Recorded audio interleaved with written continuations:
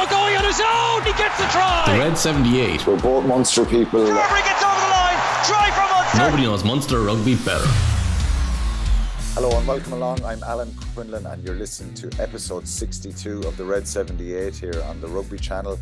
And with me as always is my partner in crime, Niamh. How are you, Niamh? Busy weekend? Busy weekend, Quinny. How are you doing? I'm good, yeah. I was in Twickenham on Saturday for England-France. I was very surprised. How did that go? Tell me. Yeah, I thought England were... For me, I thought England had a real chance of winning this game here, and I thought they'd get better from what they from the win in Cardiff in the previous round. But the opposite happened. They were absolutely woeful, and France were incredible. So France, I think, Niamh, gave a reminder to everybody in the rugby world that they're not going away anywhere just because they lost to Ireland. They're still an incredible side. They were ruthless, weren't they? I think the English pack definitely, I felt like they'll have a lot of soul searching this week. They were physically out-muscled in so many facets of that game, and I just think, it was interesting. I didn't watch it on Virgin. I watched it on ITV, and Clive Woodward and Johnny Wilkinson were in the studio afterwards, and shell shocked to say the least. They didn't even really know where to begin, which is funny because I always feel like when Eddie Jones lost any games, they were pretty much happy enough to come down hard on them. Maybe Borthwick's got a little bit of a pass because he's only in the door, but gosh, they looked so all over the shop really, and France were just so ruthless. Oh my goodness, different level. Clive Woodward didn't seem to click with Eddie. Both of them were having cuts off each other a lot. But yeah, I think it's fair to give Steve Borthwick. He has to be given some time here with the English side. I think they're a lot better than what we saw at the weekend. We'll talk obviously a little bit about them coming to Dublin soon. Tell us about your preparation. Your first Six Nations game is next week against Wales on Saturday week. So had you camped this weekend? Yeah, so we're actually in camp at the moment. It's different this year because of the full-time players and the players playing in England. We're in during the week now, which is brilliant. So we have a lot of time together as opposed to coming in on a Friday and heading home on a Sunday. We're getting so much work done now because we're literally been in since Sunday. So really good. We had a really good an admin day. So it was great to be able to get all that out of the way. We went to the Guinness Storehouse on Sunday evening, had my first ever pint of Guinness. First ever interesting taste, but it was great. And you know what it was brilliant because we have a lot of new girls in the squad, a lot of young girls, so it was a really good just kind of settler for them. And then so give the listeners an idea of what kind of the weekend looked like. So you were together at the weekend and you're still in camp, and when do you finish? So we came in Sunday morning, and okay. And you finished when? We're actually, because Paddy's weekend, we're finishing on Thursday or Wednesday evening, Thursday. Right, so give us an idea of what the week looks like. So Sundays, Sunday was stuff, is it? Just for this week, because obviously we needed to get everything sorted, and then we had a little bit of a team thing, dinner and stuff in the Guinness Storehouse yesterday, and this is completely new, and you'll probably be used to this, but we've never done anything like this. So we call these install days. So everything is not a huge amount of running, very little. In fact, everything is kind of walkthroughs. Giving the players lots of information in relation to the attack, to the defence, from a backline point of view about what we're trying to do and what our vision is.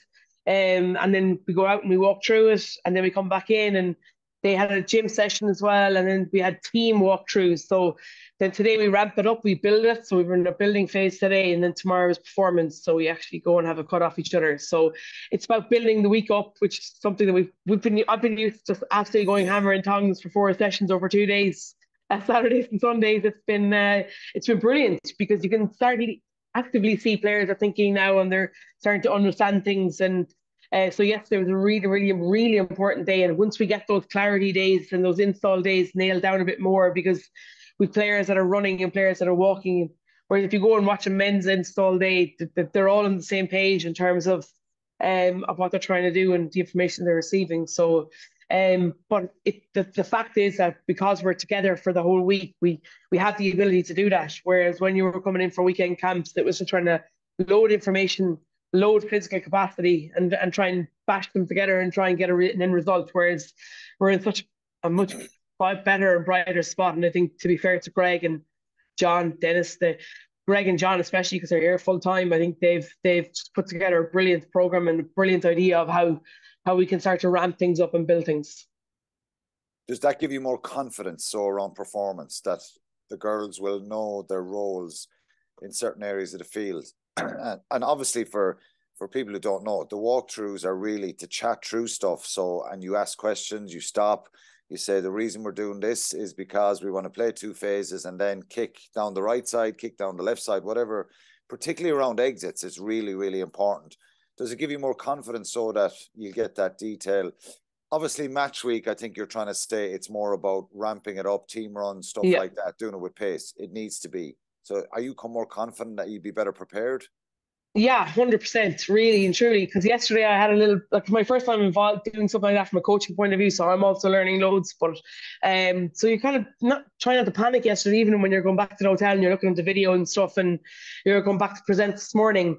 Whereas we've just come back off our morning session now, and it's been really, really good because the clarity was there in relation to the detail of what they're trying to do. And now they're just trying to put pace onto it. So yeah, look, hopefully it'll stand to us, and I do think that the players are enjoying it this way. Okay, we'll get more off you next week, definitely. I'm sure you might have a few people quizzing you about how many Munster girls are going to be on the squad, but you have to be completely impartial. We had that question last week. There was only 6 Munster girls in the squad, but we'll give you a pass on it for now. But for the summer and for whatever competitions you have going forward, we want to see a few more Munster girls in there. So I'll give it a pass now, seeing as you know what I mean. Thanks. So yeah, I knew you'd be happy with that. Okay, let's move on to the men's international. We have no Munster game this to review or nothing to preview. There is no real news coming out of Munster and no major updates on players coming back ahead of the game against Glasgow on Saturday week, a really pivotal game, because we know obviously if Munster win, will go ahead at Glasgow in the league. And you know, it's going to be a very busy couple of weeks after that with a couple of trips to South Africa. But obviously it's all Ireland in this podcast. Scotland 7, Ireland 22. Before we get into the nitty gritty parts of it, does the scoreline surprise you? Did you think Ireland win by 15 points? And particularly with 20 minutes to go, look really comfortable? Before the match, yes. 20 minutes into the match, no. That is one of the most incredible performances I've ever seen in terms of the resilience and the ability not to panic, how adaptive they are. And it's great because we were already talking about it as backline, that if something happened and say your scrum half ended up happening, we're talking about knowing everybody's roles. That if you, for example, had to fill in a fullback or fill in a centre, I was querying yesterday about whether, you know, we'd be able to have the capacity to do that. Then you look at somebody like Cian Healy or Josh van der Flier and the ability to be able to do that, and you're thinking, well, that's the perfect example. And I know things, it's not like for like, but what I'm just saying is that if you have an idea of a role, you know, and you know, Andy Farrell said it at half time, it was like the kind of nearly burst out laughing in terms of the carnage that was happening. They were trying to explain things to Cian Healy in terms of the line out and scrum and then Josh and stuff, and to be able to put that performance, like that's truly world class. Do you think the madness that went on, we call it, we'll go through all the injuries and what happened. Do you think when there's pivotal moments in sport like this, do you think it helps everyone, even right down to the amateur level? I just think now, you know, obviously you only have a prop and a hooker in the AIL. You don't have the same number on the bench, all that kind of stuff. But would this help you now? Would you prepare if you, in a similar situation, have one of your back rows being able to throw into the line out or something like that? Yeah, you see, we kind of do, but to be fair, because there's Nick Verrett, who's probably played 8 for Munster, but also as the Munster backup hooker. So for sure. Thing is that you'd also have a few girls that would have played 7s before, and 7s they throw into the lineup quite a bit. Correct. Around different, so that would come in handy. But definitely lightened or started to make your you're probably brain tick in relation to the team sheet, in relation to and things that can nominating. go wrong, yeah, as well. Yeah, nominating more props or more hookers or more, you know what I mean, that we would have probably previously. But yeah, so it's a scenario thinking, which has been a huge learning curve for me as coach. I was just sitting there watching the match and thinking, if I was in Andy Barnes' shoes, what would you do? And I had came into camp and Steph Dennis Fogarty were chatting about it in relation to what we would do. Dennis had a different opinion than I would in terms of he was like, I'd have brought left, I'd have just I'd have packed up and then told someone else to look after it. But phenomenal, brilliant planning. It just goes to show the level of detail that they've gone into. Yeah, it's incredible. We'll get into it more. We're obviously gone very much green this week. We're still the red 78, but we're focusing green. We've a lot of messages and a lot of positive stuff about this Irish team, which is no surprise. We've probably attracted in some people outside of Munster to send us some messages as well. So if you want to crack through a few messages just to get the opinion on what the fans think. Yeah, look, I think, as you say, it's general all-round brilliance, to be fair. Victor Ford talked about Peter Manley outstanding in the line-out, even when everyone in the stadium knew it was coming to him. World-class, his contribution at ruck time was masterclass too. Brandy up-and-coming blindside to study, 80-minute game put into bed too, which has been huge. I think lots of people speaking about Peter Manley after the game. Wayne Corbett, hard game in the first half, played very well in the second. Team selection will be interesting for England. Thought about that. Maurice Murphy, incredible from Ireland. Other Irish teams would have perished with everything that happened. But this squad of players and management are something special. Showed why they're number one in the world. England were poor, so I expect a backlash. But that victory was huge on Sunday. Very exciting. David, pack incredible, back three peerless, but was Gibson Park the difference? And we obviously chatted briefly beforehand. We'll have a look at that. John Tewig. Sorry, John, I pronounced your name wrong previously. Quinny told me this morning. Our squad depth is now at the deepest ever, as is our resilience. To be able to absorb losing 5 players, 2 hookers, 7 throwing in the line-out, and still win a test match against a tier 1 team is incredible. Bring on the abysmal English with no wheels in their chariot. Oh, hashtag slam time. Edmund Stokes must be a first. Home teams in 6 nations this weekend. Ireland, France, Scotland cannot improve the IRB ranking with any sort of win. Visitors are too lowly ranked. Not that it matters at this stage for the World Cup. Tom Morris, no question Ireland were immense, but you were surprised how tactically poor Scotland were in terms of managing the game and line it when Ireland were having to throw in without a hooker on the field. What would you say to that, Quinny? I think we have to give credit to either Van Fleer and O'Mahony. 100%. So if I'm marking Peter O'Mahony at the front of the line-out, it's a 50-50 race to see who can get up quicker. And obviously then the execution of the throw from Josh van der Fleer. I thought some of the throws into the lineout were actually good, even the ones, there was 2 or 3 that kind of didn't hit the jumper when he went middle back. I thought the throws were fine, the jumpers were a bit slow up. But their tactics and their game management, well, with respect to Finn Russell, that's not the biggest strength of his game. The biggest strength of his game is passing, running, trying to play, injecting pace. But from a pack point of view, like I still even think that, like I know O'Mahony's exceptional in the lineup, but I still felt like that Scotland were a little bit like naive or slow in terms of getting off the ground and putting him under pressure. Listen, yeah, people often wonder what is there something different that Peter O'Mahony is doing that someone else can't do in the back rows of the lineup? Well, you saw what the difference was. He's so quick off the ground. Yeah, he's so comfortable in the air. And he was vital, and his leadership as well. So we'll talk about the individual performances a little bit more, but I think, yes, he was really pivotal in giving the confidence to Josh van der Fleer, who did an incredible job taking on that role. So, yeah, that was very good. He was a big plus there to have him there on the field. Yeah, just a couple more. Liam Sheehan, England will be dangerous. They are hurting and have nothing to lose. Amazing performance from Ireland given the circumstances. Replacement seems to drive the team on. Great physical and mental resilience.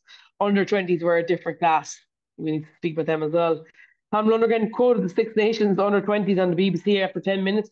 Ryan Gleeson is a juggernaut in New Jersey. Great to see Ruan get man of the match. Seniors have earned their Grand Slam. Don't think England can spoil it. Andy Farrell has them all in a place where no one is precious, and everyone is a giant. I think that is the most appropriate tweet. I think that's basically, the rest are all pretty good. I think Paul Hart speaks about John Klein getting a call up and playing really good stuff for Munster, and wondered whether a wounded England still beat a very well-oiled machine in Ireland. But yeah, I think Andy Farrell's man management in all of this has been incredible. What's he doing different than anyone else is doing? And why a lot of people say here, well, I say it myself, they're mentally so composed, nothing seems to go wrong. Why is that? Why is this team mentally so strong? I saw him in New Zealand firsthand last year, and from my own experience of being on tour in New Zealand, it's a really daunting task when you're going down there, no matter what team they roll out. I know they weren't at the height of their powers last summer, you could argue, but I saw him firsthand, body language, composure after losing that first test. And one of the things that jumps out for me is there's so many leaders in this team now. What's your opinion on why they're so mentally strong? Yeah, look, I think a couple of things. I think a lot has been said about Gary Keegan's role over the last couple of weeks, months. I think he's renowned around Ireland for getting the best out of people and allowing players to be comfortable in this kind of chaos. And I think that, and having the ability to be able to think clearly. Gary Keegan is their sports psychologist. Sorry. Yeah, look, he's a high performance. Yeah, so but he's got this ability to get players to live in the moment. It's not just in Ireland, but in his previous things, and that's huge. I think Andy Farrell's ability to stay calm and everything. And he's just this guy that's, he was captain of England rugby league team at 18. He exudes this presence, and but it's that ability to keep things lighthearted, keep things calm, and then also, lift people up by empowering them. And I think he empowers this group. He gives them the confidence to be able to go. And it's funny, we were at that Munster dinner, I don't know if in London last Thursday, and Graham Rowntree was on the stage, and I got no invite. No, I didn't make the cut this time. But anyway, go on, tell us all about it. But he got asked about who the best coach he ever worked with or ever played under, and he said Andy Farrell straight, and then didn't even take a breath. Andy Farrell. He spoke about him as a person and as a coach, as a manager, and that for me was enough, because Graham Roundtree's been around this game for a huge amount of time. He knows so much. He's old school and he's new school, and he's got to manage everything in between. But when he spoke about him in such a high regard. Clearly that's it. But you can see it. You can see it in his body language. You can see it in how he speaks to the media before and after games. So I just think it's his ability to give those players confidence that no matter what happens, no matter the shit hits the fan or whatever it is, it's their ability to live in that moment, to back themselves. And sure, like, you're never going to get another situation like the one that you got at Saturday. Like, remember Argentina back in the World Cup when we had all those injuries and we just couldn't cope? You feel now, no matter what gets thrown at Ireland, that they'll have that ability to cope. They might not win, but they'll have the ability to cope, and it won't be catastrophic. Yeah, because if you look back at the injuries and stuff, the injury profile, even at the start against Wales, a number of players, Robbie Henshaw, Gibson Park, Tadhg Furlong missing. Who else was missing from that game? There was like 6 of them. Robbie Henshaw was missing, and Robert Balakoon has been injured for a long time as well. The wingers as well. More players that are not available. I think obviously against France, the big winner was Finlay Bealham. For Ireland, obviously it's brilliant for himself. He deserves huge credit, Finlay Bealham. So unfortunate to get injured in Italy. He's been a big winner in this tournament, and it's a big plus for the Ireland team that he was able to go out and perform and deliver, particularly against France. But also Tom O'Toole as well. Like, he's really, he's been outstanding. So good. But I think it's everybody across the park. It's funny, I met a couple of them this morning, couple of them that hadn't really played. So you speak to them and you're asking them how they are. Good, good. Brilliant when the weekend, and then you'll say like, "Oh, are you frustrated?" Or no, not frustrated. It's different up here. It's different. I know I'll get an opportunity at some stage. Training is different. You know what I mean? So they're all in it together. So I think it's been really, really good. Okay, brilliant. There's one more email that came into was sent in to the rugby to our email account from John Tuick. John tweeted as well. I'm going to read the first bit because I'm a bit of a coward if I don't. Hi, Niamh and Alan. Hope you're well, both of you. I want to thank you for reading out my tweets regularly on the pod. Niamh, if you could get a word in sideways in the pod would be even better. You need to start doing the show together so you can give Quinny a kick when he's rambling, which he often does. John then talks about being in his late 50s and watching a lot of tough days in the 90s. Basically saying Ireland have come such a long way, the standard of the whole, for the way they're playing, the provinces, all that kind of stuff. So we should really enjoy this moment and really enjoy it. And also about the under-20s. It could be a double grand slam. So, John, I'm sorry if I'm rambling, John.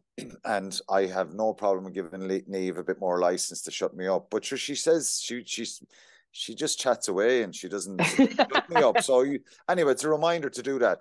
Thanks for that, John. I feel great about myself after that. Let's look at some of the stats here, Niamh, and a little bit. I know there's a lot of coverage about this match the last few days, so we'll not try and bore people.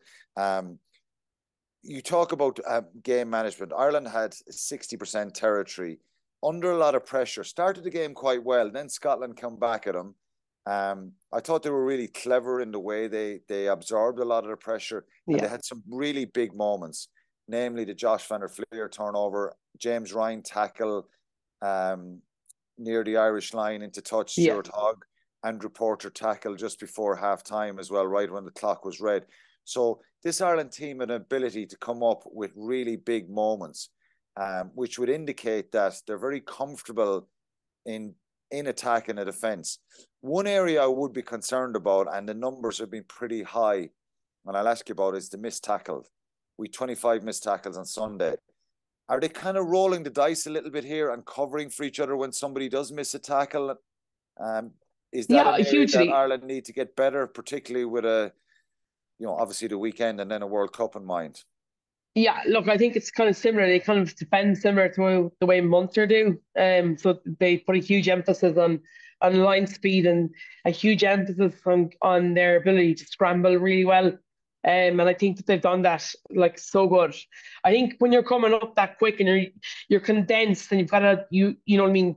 So the line isn't spread out across the whole width of the pitch. If you ever look at it, it's kind of condensed. Could I just say, Niamh, they're not coming off the line quick from scrums and lineouts. They are from phase play. Yeah, and that's one area. I think they're quite passive off scrums in particular. See, that's because it's the hardest place to defend from, and it's got the most space to attack into. So I think from that point of view, I can kind of see we don't put a huge emphasis getting up really, really hard on ours either. To be fair, we talk about up and out, and I think that they do that. I just think it's connections. You've got to have connections all the time. They do it quite well. It's just the ability to be able to, when you've condensed in like that, you're always going to show an outside, and you're going to try and work really hard to get to that outside, which can leave soft edges on the inside. So, but it's not really. Look, I think any defence coach looks at that and goes, "Oh my God, we've missed 25 tackles." I think when you look at the overall context of the possession that Scotland have, the amount of time that they were in 22, and coming away with only a try, I think Ireland would be really happy with that. Yeah, obviously it's not having a go at them. It's just saying it's a little bit worrying that we're allowing teams maybe in certain areas to get through us.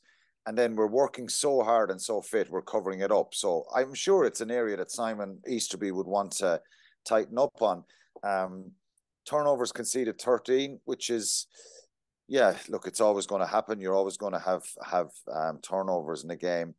Penalties conceded only 6. Can we just talk about also the fact that that was incredible stuff, by the way. Can we just talk about the fact that Scotland were playing really, really well. Scotland were really, really good. So you have to give them due the fact that we managed to nullify them to one score, very few big line breaks in terms of actual scoring chances, and they were always going to have a certain amount of pressure, possession and pressure. That's, they were at home, they live off that, and the fact that Russell has the ability to be able to move the play around so seamlessly, it was always going to kind of put you under a defensive pressure, if that makes any sense. It makes perfect sense, and it's, as I said, it's a little bit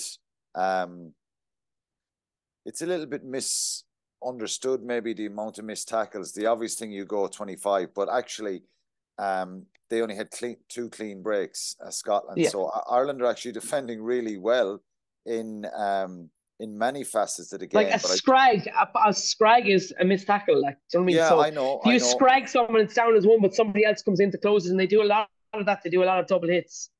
Yeah. They had 9 offloads, Scotland had 10, and you make a very valid point. Scotland are a very dangerous side. France are a very dangerous side. Italy's attack was probably the one that would frustrate a little bit. But look, it's a brilliant performance. There were so many positives. Let's talk about the carnage for a minute, the amount of players that went off. So Caelan Doris goes, Ian Henderson, Dan Sheehan, Ronan Kelleher, and Gary Ringrose was late in the game. It was very worrying and concerning for that. But is there any international team at the moment could cope with, or any even provincial team or European team could cope with losing 3 of their starting pack and then their substitute hooker when he comes on? Given that, they're already missing a starter out of that pack in Tadhg Beirne as well, is there any other teams that you could think of could cope? No. And my fantasy rugby team took a huge hit this weekend when my super sub was Ronan Kelleher. Disaster. But look, I think no, that's the honest question, and I think that Ireland have done so well. So I think when you look back to that New Zealand tour, bringing those 2 tests against the Maoris was huge. I think when you look at the emerging Ireland tour and that's all been massive for us. And I think that when we look at that, now we're reaping the benefits of that. We're reaping the reward in relation to players coming in, everybody knowing their job and everybody's backing them. But like, that was such a freak at the weekend to come away with a victory there. You'd be buzzing. You'd be buzzing after it. Yeah, they deserve massive credit. Not just the mental strength, but the way they're able to play. And I thought, with 20 minutes to go, they looked like, and they butchered a couple of more tries. I thought that maybe they'll be hanging on here, that Scotland will be throwing everything at them and they'll be protecting the lead, but it was Ireland who could have scored. Incredible performance individually. So many players you could mention. I thought Jack Conan coming off the bench, and look, we're Munster people, and we've had the Gavin Coombs debate, a very legitimate one in the last couple of weeks. But I think Jack Conan showed his experience, his quality as well. And I think everyone would acknowledge that. He was outstanding. Josh van der Vliet, our back row were superb. Right across O'Mahony was incredible. That was one of O'Mahony's best games in the Green jersey, I thought. Yeah, full of energy, tackles. From so many things. You have to give credit to Cian Healy. Thought that was incredible. And to be fair, I thought Dave Kilcoyne was really hard to dump by not to make that bench. We can see now why, in terms of his ability to cover across all 3 positions. Huge. That's what saved the game ultimately, because we would have went down to 14 if we had gone to uncontested. So just for people who don't know this, Cian Healy would have been nominated as a hooker as well. So that enables him to come off on the field. And there is contested scrums, and the referee is happy, play on. If he can't play in the hooker position and your 2 hookers are gone, it goes to uncontested, and Ireland have to take a player off the field. So brilliant preparation. And Josh van der Vliet throwing balls into the lineup, like we mentioned that. It's incredible. The worry here is the injuries. Who's ruled out? Well, Tadhg Beirne has already gone. Finlay Bealham has already gone. Joe McCarthy has already gone. Gary Ringrose is now definitely gone. We wish him well. It looked quite nasty. Very. We hope he's okay. We're hearing he's okay. Ian Henderson has already, he was in the cast straight after the game, fractured his arm. It's bad luck for him again. Terrible. Caelan Doris is doubtful, but may make it. Ronan Kelleher, doubtful as well. I can't see him making it if you've got a stinger or no power in your arm. on a Sunday, 6 days later, you're going to be ready for international. I don't know. Maybe it'll recover. Dan Sheehan is the Dan same, Sheehan as well. So their backs are to the wall, 6-day turnaround, but they just keep answering question after question after question in this team, and they're phenomenal. Then you look at someone like, then Robbie Henshaw comes in. Like, do you know what I mean? You're replacing world class with a line. Like, do you know what I mean? So, he was outstanding. It's going to be. It'll be interesting. Gibson Park was so good, and I thought Murray's defensive work. If anybody could just go back and watch that game and tell me that Murray's not weighing his worth in goal, it was worth his weight in gold. His defensive work was incredible. He held up Duhan van der Merwe. Literally came like as in proper, like really proper, like right in top of, nearly on their goal line, their try line. Sorry, he had a huge tackle on him. So he's a really strong. People don't give enough credit for that, but I just thought Gibson Park added something, another element in attack. Yeah, his attack is brilliant, and I do agree with you about Conor Murray. I think Jamie Ritchie's trying to steal a ball off a breakdown at one stage, and I saw someone criticising Conor Murray for that. An Irish player cleaned out the ruck, and Jamie Ritchie pounced, and Murray holds on, fights with him 50-50, and actually wins a scrum. A lot of other scrum halves, Jamie Ritchie would have taken the ball. So, but look, Gibson Park's attack is just at a different level. He did brilliantly for Conan's try, the pass, the box kick for James Lowe's try. Mac Hansen was, was outstanding. Such a brilliant option coming in off the wing off scrums, and he did it several times. Such a brilliant footballer. I think Mac Hansen just he deservedly got man of the match, and the captain really was outstanding as well. Sexton, Johnny Sexton was outstanding. I think right everybody's got man. And I think Andrew Porter having to play 80 minutes, and he's charging around the field non-stop. So look, they're an incredible side. There's a lot of Leinster players in the team. There's not enough Munster or Ulster or Connacht people, the other provinces would argue, but these guys are just at a different level, and they deserve massive credit. In my opinion, it's one of the best Irish sides ever, if not the best Irish side. I know they can come unstuck, so I'm going to move on now to England. So with me saying something like that this is possibly one of the best Irish sides ever, that'll surely give Steve Borthwick loads of ammunition when he tunes into the podcast later on today or tomorrow, that I'm talking Ireland up this much. But look, if you're in the English dressing room, we're not going to go in depth here. They were dreadful on Saturday. Can they come to Dublin and do something to upset Ireland? They can come to Dublin. What do they do? Yeah, they can come to Dublin and they can make life a little bit difficult, but I don't think they can come to Dublin and win. I just don't think. I think they're on two different mentality-wise, physicality-wise, ability-wise, and then understanding game plans and stuff like that. I just think Ireland are just further down the road in their evolution. I think England made a huge mistake in replacing Eddie Jones so close to the World Cup. I think they've given Steve Borthwick very little time to prepare for this Six Nations, and I just don't think that they have that. They definitely have the players that can make life difficult. They've got really good, obviously, Skenge is really good, but I think question marks around the other front row players and Jamie George and Sinclair. I think Ollie Chessum is a very good player, but then you look at that back line, it's just. They're very good at it, I think, in terms of that. They kick a lot, which will suit Ireland if they especially want to kick in field. That'll just allow Ireland's back three to be able to have freedom in terms of pace and space. And they have some very good players. Like Freddie Stewart is a very, very good fullback. He's incredible under the high ball. He's a big, huge man. He's very powerful. But I just think very difficult to pick yourself up. I think you can come back with a reaction, but to truly believe and buy into everything that you're doing after that to beat France will be really difficult 7 days later. It'd be very difficult to pick them up. But look, I think Farrell will come back in. Tuilagi will start. Ben Youngs could even come back in the mix. And I think they'll just I think they need to make changes in their back row. I think they'll throw everything at Ireland. And we spoiled the party on them a number of times, but I just think this Ireland side can cope. They've shown they can cope with a lot of setbacks and adversity. So it should be a great weekend. Andy Farrell is kind of given the impression that, he can deal with any of these things. And even if Ireland lost this game, it wouldn't be the end of the world. That's the way he's kind of approaching. That's the exuberance and kind of calmness. That's great then because they clear pressure off players. Yeah. 100%. Right, we're nearly done. Malachi Fekitoa is moving to Benetton. That was something that happened last week. We wish him well in that. I think he's played really well in the last while for Munster. We didn't see it pre-Christmas, unfortunately. And just one last thing, the Munster Senior Cup final is on Thursday night, and the former Munster president, who I know well, Sean McCullough, he does tune in, himself and his lovely wife tune into the podcast. So I have to give Nina a mention as a Tipperarian. And Nina are playing Young Munster in Thomond Park under lights at 7:30 on Thursday night. Great chance for people to get out and go to the Senior Cup final.